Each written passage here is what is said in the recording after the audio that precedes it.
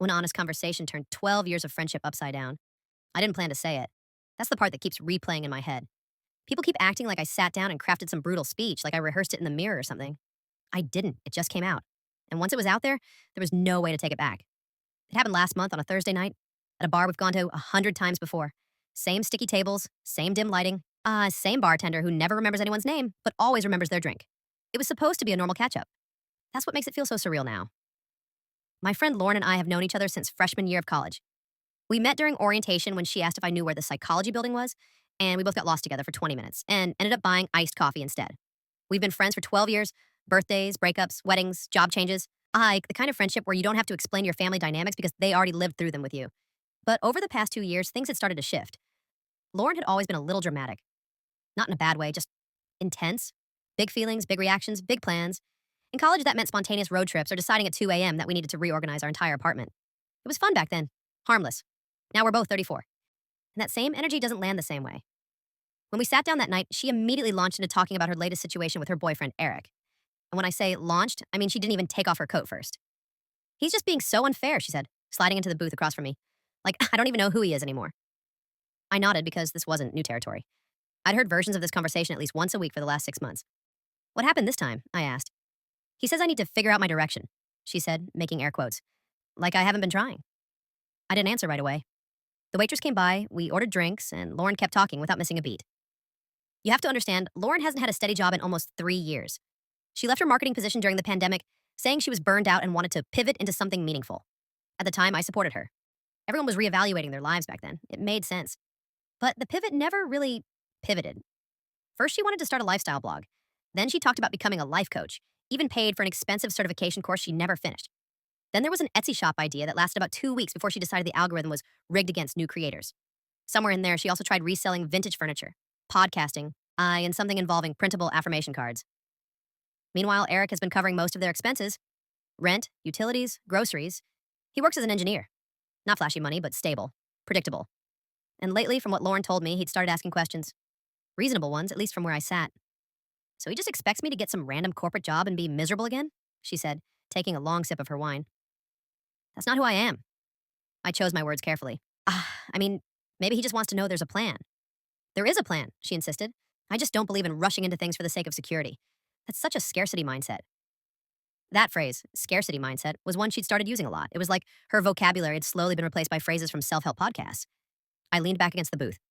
Lauren, it's been almost 3 years. She frowned. Growth takes time. Sure, I said. But growth usually involves movement. She didn't like that. I could tell immediately by the way her shoulders stiffened. You sound like Eric, she said. I wasn't trying to sound like Eric, but I also wasn't going to lie. I'm just saying, I continued. At some point, wanting flexibility and avoiding responsibility can start to look the same from the outside. She stared at me like I'd just insulted her. That's really judgmental. I felt that familiar internal tug of war. The instinct to smooth things over, to say, never mind, forget it, you're right. I'd done that dozens of times before, maybe hundreds. But something about that night, maybe how tired she sounded, how the conversation never changed, how I'd watched this cycle repeat for years, made it harder to back down. I'm not judging you, I said. I'm worried about you. She laughed, but there was no humor in it. Worried that I'm not living the way you think I should? No, I said. I'm worried that you keep waiting for life to magically come together without making any decisions. That's when things really shifted. She set her glass down harder than necessary. I can't believe you of all people are saying this. You've always been the one who supported me. I do support you, I said. Support doesn't mean pretending everything is working when it's clearly not. There was a long silence between us, the kind where the noise of the bar suddenly feels way too loud. Lauren's eyes got shiny, but she didn't cry. She just looked angry. You think I'm failing? She said. I think you're stuck, I replied. And I think everyone around you is walking on eggshells because they don't want to be the one to say it. She shook her head slowly. Wow. I'm not saying you need to abandon your goals, I added quickly. But goals need structure. Deadlines, accountability. Otherwise, they're just ideas you hide behind. As soon as I said it, I knew there was no one doing it. And she grabbed her purse. I didn't come here to be lectured. I didn't come here to lecture you, I said. You asked what I thought. I asked for support, she snapped. Not a reality check. And that was the moment. The phrase that stuck. Reality check. She left before the bill even came. I sat there staring at the empty seat across from me, feeling like I just watched something break in slow motion. I texted her when I got home. Just said, I'm sorry if that came out harsh. I care about you. She didn't respond. The next day, I found out she'd told our mutual friends what happened. Not the whole conversation, just that I'd attacked her and sided with Eric. Now people are divided. Some think I said what needed to be said. Others think I crossed a line and kicked her while she was already struggling. Lauren still hasn't spoken to me directly. It's been 4 weeks. And I keep wondering if I actually helped or if I just blew up a 12-year friendship because I couldn't keep my mouth shut. The thing about giving someone a reality check is that it sounds clean when you say it out loud. Like you're doing them a favor. Like you're the honest one in a world full of liars. But real life doesn't work that way. Reality checks are messy. They don't land like movie speeches. They don't come with dramatic music and personal growth. They land like a slap. And sometimes they hit harder than you meant them to. After Jason left my apartment that night, I didn't hear from him for 3 days. At first, I figured he was cooling off. That was normal for him. Jason was the kind of guy who needed to sulk before admitting someone else might have a point. We'd had arguments before, about jobs, about money, about the girlfriends who kept leaving him. He always came back, so I wasn't worried. Until my phone started blowing up, but not from him, and from other people. The first text came from Alyssa, a mutual friend from college. Alyssa, hey, what happened between you and Jason? I stared at it, confused. Me. Nothing? We argued. Why? She didn't answer right away. When she finally did, it wasn't a reply, it was a screenshot. A Facebook post, Jason's Facebook post. I hadn't even known he still used Facebook. The post was long, like essay long, and the more I read, the heavier my stomach felt. He didn't name me directly, but he didn't have to. It's funny how the people who claim to be your biggest supporters are the first to tear you down when you're struggling. Some people measure success by paychecks and titles. Others measure it by loyalty. I guess now I know who values what. Then came the comments, and that's when it got bad. People were piling on. You don't need that kind of negativity in your life. Some friends only stick around when it's convenient. Real success isn't working yourself to death like a corporate drone. Corporate drone. That one was definitely about me. I felt my face get hot. Not embarrassed. Angry. Because he'd turned a private conversation into whatever this was. A vague post-sympathy grab. I texted him. Me. Dude, seriously? No response. I called. Straight to voicemail. I called again. Voicemail. That's when it hit me. He wasn't cooling off. He was rewriting the story. By that afternoon, 2 more friends had reached out. Not asking what happened. Asking why I'd been so harsh. One of them, Mark, who hadn't even been there, said, man, you know Jason's been going through a tough time. Kicking him while he's down isn't like you. Kicking him while he's down. That's when I realized Jason hadn't told anyone what I actually said. He'd just edited it, reframed it, made it sound like I'd attacked him out of nowhere. So now I had a choice. Let it go, or correct the record. And here's where maybe I messed up again. Because instead of ignoring it, I drove straight to his apartment.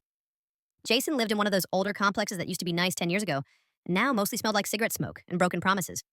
His car was there, parked crooked like always. Good. He wasn't avoiding me. I knocked. No answer. I knocked again. Finally, the door opened about 6 inches. Jason stood there in gym shorts and a wrinkled t-shirt, holding a protein shake like he'd been caught mid-sip. He didn't look surprised to see me, just annoyed. What do you want? He asked. No, hello, no anything. I kept my voice calm. We need to talk. We already did. Apparently not, I said, because now half our friends think I attacked you. He leaned against the doorframe, not opening it any wider. You did attack me.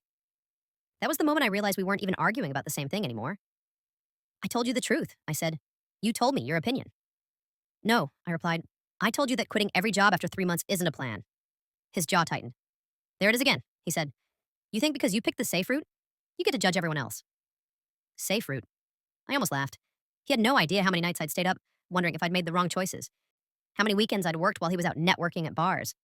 But this wasn't about me defending my life. This was about him refusing to take responsibility for his. I don't care what route you pick, I said, but you can't keep blaming the world every time something doesn't work. Silence. Jason stared at me like I'd just insulted his entire identity. Then he said something that actually caught me off guard. You know why I posted that? I shook my head. I am because you sounded just like my dad. That I hadn't expected. Jason didn't talk about his family much. I knew things were strained, but he always brushed it off. He used to say the same stuff, Jason continued. That I wasn't trying hard enough. That I needed to grow up. That I was wasting my life. I didn't say anything. Funny thing is, Jason added, I stopped talking to him 5 years ago. Okay. Now we were somewhere different. Not better, but different. I'm not your dad, I said carefully.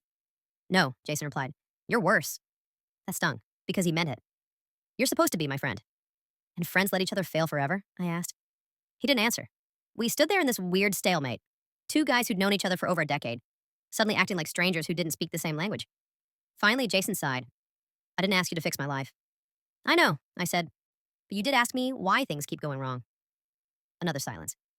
Then he said, quieter this time, I just wanted you to believe in me. And that's when the guilt started creeping in. Because maybe, in trying to be honest, I'd skipped right past compassion, but at the same time, belief without accountability isn't belief. It's enabling. And I'd seen where that road led him before. I do believe in you, I said, just not in this version of you that keeps running away when things get hard. He looked away, which told me I'd hit closer to the truth than either of us wanted. But instead of admitting it, Jason shut down. I think you should go, he said. And this time, there was no anger in his voice, just distance. I left. And as I walked back to my car, I had this sinking feeling that the conversation hadn't fixed anything. It had just drawn a line, one I didn't know how to cross back over. That night, I opened Facebook. Jason's post had hundreds of likes now. New comments, new sympathy, new people agreeing with a version of events that wasn't entirely real, but wasn't entirely false either. And I sat there wondering something I hadn't asked myself before. Had I actually helped him? Or had I just made myself feel better by saying what I thought needed to be said? Because there's a difference between telling someone the truth and making sure they can actually hear it. And I wasn't sure anymore which one I'd done. The next morning, I got a message from someone I definitely didn't expect. Jason's older sister. We'd met maybe twice. We'd never texted before. Her message was short. Hi, I heard you and Jason had a talk. Can we meet? There's some stuff you probably don't know. And just like that, the story got a lot more complicated. I agreed to meet his sister the next day, mostly because curiosity had already started doing its job on me. We met at a quiet coffee shop halfway between our places. One of those spots where people sit with laptops for hours and nobody pays attention to anyone else. She introduced herself again, even though we both knew we'd met before. And there was an awkward politeness to it that made it clear this wasn't going to be a casual conversation. She didn't waste time easing into things. She told me Jason had always been the dreamer in the family, the one who believed he was meant for something bigger but never quite figured out how to build the bridge to get there. Their parents had handled it badly, especially their dad, who believed pressure created discipline. According to her, every unfinished project Jason had ever started had been met with lectures instead of guidance, criticism instead of structure. Over time, Jason didn't just start quitting jobs, he started quitting anything that felt like it might end in failure, because walking away early hurt less than trying and being told he still wasn't enough. Listening to her didn't make me feel like I'd been wrong, but it did make the situation feel heavier. I hadn't known the history behind what looked, from the outside, like laziness or lack of direction. She said Jason respected me because I had built a stable life without help, and that respect was exactly why my words hit harder than I probably intended. When I told him he kept running away, he didn't hear honesty, he heard confirmation of the same voice he'd been trying to escape for years. I asked her why she was telling me all this instead of talking to him herself. She gave a tired smile and said she had been trying for years, but Jason had started tuning out anyone who sounded like family. To him, advice from relatives felt like judgment. Advice from a friend, though, still had a chance of landing differently. She wasn't asking me to apologize for what I said, but she was asking me to think about whether I wanted to be right or whether I wanted to actually help him move forward. That question stayed with me long after we left the cafe. It's uncomfortable when someone points out that being technically correct doesn't always make you useful. I'd been so focused on forcing Jason to confront reality that I hadn't considered whether I'd given him any tools to deal with it. Telling someone they're stuck is easy. Helping them get unstuck is harder, slower, and a lot less satisfying in the moment. Meanwhile, the online situation kept getting worse. Jason's post had turned into a running discussion thread about ambition, burnout, toxic expectations, and the meaning of success. People who didn't even know him were chiming in with their own stories, turning it into a kind of support group. My silence was starting to look like guilt, and a couple of mutual friends reached out again, this time less neutral and more pointed. But they weren't attacking me outright, but it was clear they had accepted Jason's version of events because it was the only one they'd heard. I debated writing a response more times than I wanted to admit. Every draft sounded defensive, like I was trying to win an argument instead of fix a friendship. Eventually, I deleted them all. Publicly correcting him would just turn everything into sides, and once people pick sides, they stop listening. I knew that if anything was going to change, it had to happen offline. A week passed without hearing from Jason. It was the longest stretch we'd gone without talking since college. The silence wasn't dramatic. It was dull and uncomfortable, like a chair missing one leg that you keep trying to sit on anyway. I started noticing how many routines in my life had included him by default. Quick texts about random things, sharing articles, complaining about work. Losing that normalcy felt stranger than the argument itself. Then, out of nowhere, he texted me late one night. It wasn't an apology or an explanation. It was just a link to a job listing and a short message asking what I thought about it. No acknowledgement of the fight, no reference to the post, just that question. It felt less like a peace offering and more like someone testing whether the door was still open. I stared at the message for a long time before answering. I could have replied with skepticism, or reminded him of all the other times he'd said he was starting fresh. Instead, I forced myself to respond differently. I told him the role looked solid, that it matched some of the skills he'd talked about before, and asked if he wanted help updating his resume. It was practical, neutral, and deliberately free of commentary about his past. He didn't answer right away, but the next morning he sent back his resume draft. It was rough, clearly thrown together, but it was a start. We went back and forth on edits, and for the first time since the fight, our interaction felt like collaboration instead of confrontation. We didn't talk about what had happened. We just worked on the document like two people trying to solve a problem. That fragile progress lasted about 3 days before reality complicated things again. One of our mutual friends hosted a birthday gathering and, without thinking, invited both of us. Neither of us realized the other would be there until we walked into the same living room. The air shifted instantly. Conversations around us kept going, but there was that subtle awareness people get when they know there's tension in the room. We exchanged an awkward nod, the kind you give a coworker you're not sure you're on good terms with. For most of the night, we stayed on opposite sides of the apartment, talking to other people and pretending that was intentional. Eventually, though, avoiding each other started to feel more ridiculous than the argument itself. Jason walked over while I was refilling a drink and made some comment about how bad the music playlist was. It was such a normal, low stakes observation that I almost laughed. We started talking, cautiously at first, sticking to safe topics like movies and work. Neither of us mentioned the Facebook post or the fight, but the longer we talked, the more it became obvious that we couldn't just pretend none of it happened. The unspoken stuff sat there between sentences, waiting. Finally, Jason admitted that the job application process was harder than he expected. Not because the work was difficult, but because it forced him to commit to something again. He said every time he filled out a form, there was this voice in his head telling him he'd just quit in 6 months anyway. It wasn't an excuse. It was fear, plain and simple. I told him fear made sense, but letting it dictate every decision was exactly what had kept him stuck. The difference this time was that I wasn't saying it to call him out. I was saying it because we were already in the middle of trying to change that pattern together. That conversation didn't magically fix everything. There was no big reconciliation moment, no dramatic apology from either side. What we had instead was something quieter and probably more realistic. Two people trying to figure out how to keep being friends while acknowledging that they saw the world very differently. Still, the fallout from the original argument hadn't fully settled. Some friends treated me like I'd been unnecessarily harsh. Others started quietly admitting they'd had similar frustrations with Jason but never said anything. It became clear that our conflict had exposed tensions that had been sitting under the surface for years. And that's when I started wondering whether the reality check hadn't just been about Jason at all. It had forced everyone around him, including me, had to decide how much honesty we were willing to risk in order to keep the peace. Some people preferred encouragement no matter what. Others thought accountability was the only way someone grows. Most of us had been switching between those approaches without ever talking about it. Jason eventually deactivated the Facebook post after things calmed down, though he never said whether he regretted writing it. I never asked. By then, the argument had evolved into something less about who was right and more about what we were going to do moving forward. The strange part is that our friendship didn't go back to what it had been before. It couldn't. Once you've seen the fault lines in a relationship, you can't unsee them. But it also didn't end. Instead, it shifted into something more deliberate, less automatic, where we actually had to choose to show up instead of assuming we always would. And honestly, that was harder than either of us expected. Over the next couple of months, things settled into a rhythm that felt unfamiliar, but not necessarily bad. Jason did end up applying for that job we worked on together, and to my genuine surprise, he got called in for an interview. When he told me, it wasn't with the usual over-the-top excitement he used to have about new ideas. It was cautious, almost like he didn't want to jinx it by acting too hopeful. We met up the night before his interview to go over some practice questions. Instead of the old dynamic where he'd talk in circles about abstract goals, we sat at my kitchen table and actually prepared. He stumbled through answers, got frustrated, and at one point just dropped his head into his hands and said, "I feel like I'm pretending to be someone else." I told him he wasn't pretending. He was just doing something he hadn't let himself do in a long time. Commit to trying. That didn't magically make him confident, but he kept going. Watching that shift was strange. The same guy who used to quit things halfway through now forced himself to sit there and work through discomfort instead of escaping it. He didn't get the job, and I think that was the real test. Old Jason would have taken that rejection as proof that trying was pointless. He probably would have disappeared for a few weeks and come back with a completely new idea about starting a business or reinventing himself again.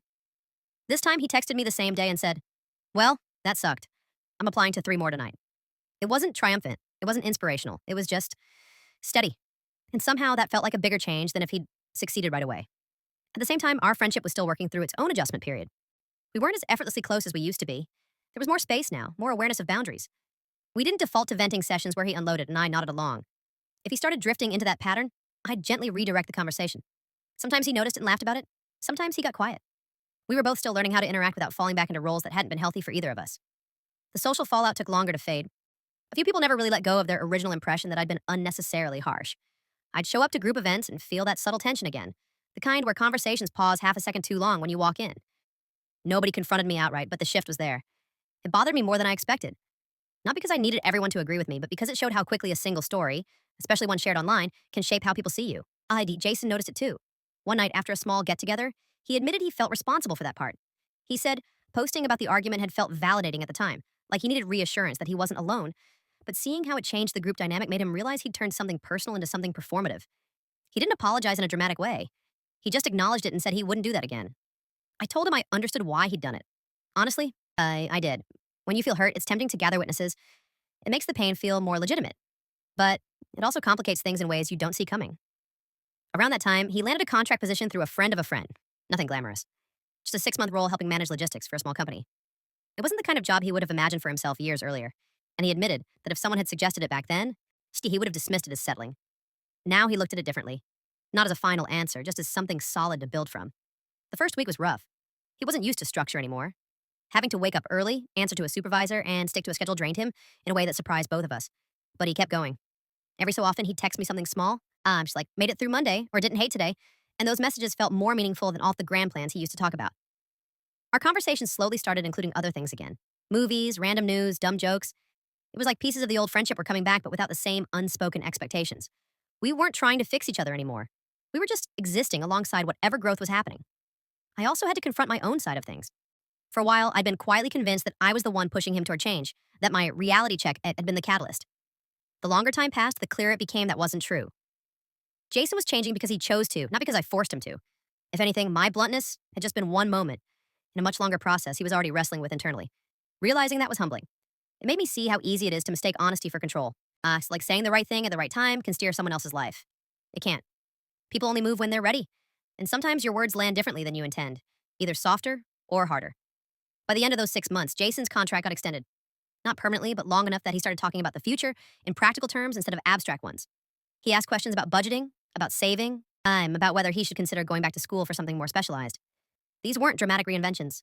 They were incremental decisions. And every time he made one, he seemed a little less afraid of the idea that life didn't have to be extraordinary to be meaningful. Our friendship never returned to the easy, assumption-filled version it once was. But it became something more intentional. We checked in with each other instead of assuming. We disagreed without turning it into silence, and we both understood, maybe for the first time, that caring about someone sometimes means risking being uncomfortable, but also knowing when to step back and let them figure things out on their own. Looking back, I still don't know if I was the asshole in that moment at the bar. I said something harsh. I hurt someone I cared about. That part is true, but it also forced both of us to confront things we'd been avoiding for years. What I do know is that friendships, especially long ones, aren't static. They either adapt when people change or they fracture under the weight of who everyone used to be. We got close to that fracture. Closer than I'd like to admit. And somehow, instead of snapping, it bent. About a year has passed since that night at the bar, and if you had told me then what things would look like now, I probably wouldn't have believed you. Not because everything turned out perfectly, but because it didn't. Like it turned out, ordinary. And back then, ordinary felt impossible. Jason is still at the same company. What started as a temporary contract turned into a permanent role last winter. He's not wildly passionate about logistics. He doesn't wake up every morning thrilled to go to work. But he shows up. He's reliable. He's learning new skills. He even got promoted to overseeing a small team, which is something neither of us saw coming. The first time he told me he had to train a new hire, he sounded equal parts proud and terrified, like someone who still couldn't quite believe he was allowed to be in that position. What's changed the most isn't his job, though. It's how he talks about his life. He doesn't frame everything as some grand search for purpose anymore. He talks about manageable goals, saving for a better apartment, taking a certification course his company will reimburse, and planning a vacation without worrying that the entire structure of his life will collapse if he steps away for a week. The scale is smaller, but it's real. We still hang out, just not in that default automatic way we used to. Now it's more intentional. We make plans instead of assuming we'll see each other. Sometimes weeks go by without talking, and neither of us panics about it. When we do meet up, there's less venting and more actual conversation. We talk about work frustrations, sure, but also about things we're reading, shows we've watched, random observations. The friendship feels less like emotional triage and more like two adults choosing to stay connected. There was a moment a few months ago that stuck with me. We were helping another friend move into a new place, carrying boxes up 3 flights of stairs, sweaty and tired and mildly annoyed like everyone is during a move. At one point, Jason just kind of paused. Darish looked around at all of us arguing about where a couch should go and said, "You know, a year ago I would have skipped this because I thought I had something more important to figure out. Turns out this is the stuff I was missing." He didn't say it dramatically. It wasn't some big realization speech. He just picked the box back up and kept going. But that sentence landed harder than anything else he's said since all of this started. We never did sit down and formally dissect the argument that blew everything up. There was no post-mortem conversation where we analyzed who was right or wrong. At some point, we both just accepted that the fight had been messy and necessary and not something that needed to be relived in detail. Every now and then, one of us will reference it indirectly, usually as a joke. He'll say something like, "Careful? Okay, I don't want another reality check." And I'll roll my eyes and tell him he deserved that one. It's lighter now, stripped of the resentment it used to carry. Some of our mutual friends eventually saw the shift too. The weird tension that followed us around for months faded, once people realized we were still friends and neither of us was secretly harboring some ongoing feud. A few even admitted they'd been unsure how to handle Jason before. They didn't know whether encouraging him was helping or just enabling him to stay stuck. It turned into one of those unspoken lessons everyone quietly absorbed. I also had to make peace with my own discomfort. For a while, I hated that I'd been cast as the bad guy, even temporarily. I replayed that night over and over, wondering if there had been a gentler way to say what I said, or if I should have waited, or phrased things differently. Maybe there was. Maybe there always is. But I've come to realize that relationships aren't shaped by perfectly worded conversations, they're shaped by imperfect ones that people decide to work through anyway. If anything, the experience forced me to examine how I handle honesty. I used to think being a good friend meant being endlessly supportive, even when I had doubts. Then I swung too far in the other direction and convinced myself that blunt truth was automatically better. Now I understand it's neither. It's knowing when to speak, when to listen, and when someone isn't ready to hear you yet. Jason had to choose to change. I didn't push him there. I just happened to collide with him at a moment when he was already starting to question things himself. If that argument hadn't happened, something else probably would have triggered the same reckoning eventually. That realization took a lot of pressure off the way I remembered it. It wasn't a defining moment that I controlled. It was just one piece of a longer story. So we're not the same people we were when we met in college. Back then, everything felt open ended. Like life was this giant, undefined space waiting for us to make something impressive out of it. Now we're in our mid 30s, and the reality is less cinematic. It's bills and routines and figuring things out slowly instead of all at once. For a while, Jason resisted that shift, and I probably judged him too harshly for it because I'd already accepted it in my own way. Last week, we grabbed drinks at that same bar where everything exploded. Same sticky tables, same bartender who still doesn't remember our names. Sitting there felt strange at first, like we were revisiting the scene of an accident. But nothing dramatic happened. We talked about his upcoming performance review. I complained about a project at work. We argued about whether a movie we'd both seen was overrated. At some point, we realized we'd been there almost 2 hours without mentioning the past at all. When we got up to leave, Jason said, almost as an afterthought, "I'm glad you said what you did back then. I hated you for it, but I'm glad." I didn't know what to say to that, so I just shrugged and told him he still owed me for storming out before paying his share of the bill that night. He laughed, promised he'd cover the next one, and that was it. No emotional wrap up, no grand acknowledgement. She and just two friends walking out into the parking lot like any other night. I don't think there's a clean answer to whether I was the asshole. Maybe I was, at least in that moment. Maybe sometimes being an asshole and being honest overlap more than we'd like to admit. What matters more to me now is that we didn't let that moment define everything that came after. Friendships, especially long ones, don't survive because people never hurt each other. They survive because both people decide the relationship is worth adjusting for, even when it's uncomfortable. And if there's one thing I've learned from all of this, it's that giving someone a reality check doesn't actually change their life.